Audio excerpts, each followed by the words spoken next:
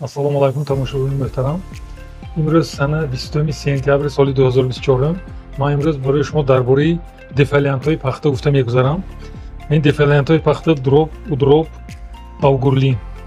Инҳо ҳамошон тарзи корфармуданаш бояд замин бисёро мепурсанд ки баъди задан об монем ё об намонемфта. Ҳамин замин об мондагӣ бошад баъд як ҳафта ду ҳафта зананд агар беҳтарин 60-70% бояд намӣ дошта бошад замин. Норми расходаш то 25 градус Цельсия баланд бошад агар анамина 200-250 граммаш кифоягӣ мекунад. ҳаво то бура температура паст шавад агар норми расхода изофа мекунем. моҳи октябр то ним литр гектараш бе. аз 12 градус паст шавад агар ҳаво умуман корхонда мумкин не. Агрономида дута термин аст: дефолиатсияи пахта ва десикатсияи пахта. дар бораи дефолиатсия гуфтем. Десикатсия ин хушк кардан гуфтани гап. Дефолиантҳои парахват гуфта ки дефолиант аст.